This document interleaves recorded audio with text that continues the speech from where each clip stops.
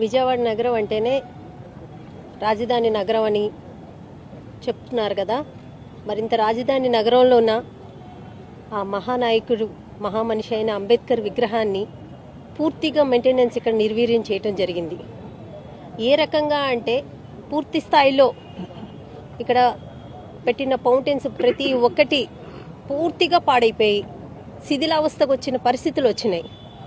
విగ్రహానికి కూడా ఎలాంటి ఆలనా పాలన లేకుండా పూర్తిగా నిర్వీర్యం చేస్తున్నారు. ఎందుకింత నిర్లక్ష్యం?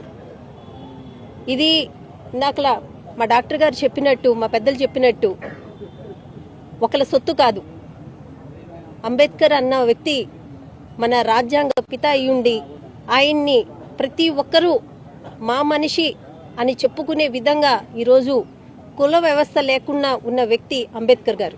అలాంటి అంబేద్కర్ గారిని కూడా మీరు నిర్లక్ష్యం చేస్తున్నారు అని అంటే మీకు కుల వివక్ష ఉంది అన్న సంగతి ఆంధ్రప్రదేశ్లోనే కాదు అన్ని రాష్ట్రాల్లోనే తెలుసు. ఎందుకంటే మీ నోటితో మీరే అన్నారు ఎస్సీ కులంలోనే ఎవరైనా పుట్టాలనుకుంటారా అని.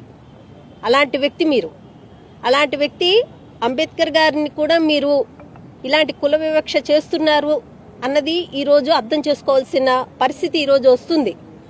ఎందుకంటే జగన్మోహన్ రెడ్డి గారు ఒకటే నమ్ముతారు, నా ఎస్సీ, నా ఎస్టీ, నా బీసీ, నా మైనారిటీ అని చెప్పి ప్రతి ఒక్క విషయంలోన ఆయన నమ్మి ఈరోజు ప్రతి ఒక్కరికి ఆదర్శంగా నిలిచిన వ్యక్తి జగన్మోహన్ రెడ్డి గారు. ఆయన ఆధ్వర్యంలోన ఈ ఒక విగ్రహాన్ని నిర్మించారన్న ఒక కక్షతోటి, కుతంత్రంతో ఈరోజు మన రాజధానిలో ఉంటుంది. ఇక్కడ పర్యటన ఎక్కువగా ఉంటారు. ఎందుకంటే ఎక్కడ ఏ పుణ్యక్షేత్రానికి వెళ్ళినా అమ్మవారి గుడికంటూ ఇక్కడికి రావడం జరుగుతుంది. ఇంద్రకీలాద్రి ఇక్కడ అమ్మవారు ఉన్నారు, ఇక్కడికి వస్తారు.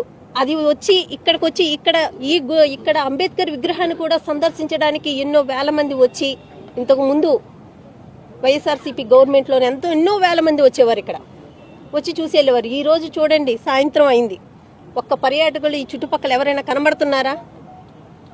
రాకుండా పూర్తిగా నిర్వీర్యం చేసిన ఘనత ఈ టీడీపీ ప్రభుత్వాన్ని, చంద్రబాబు నాయుడు గారిది.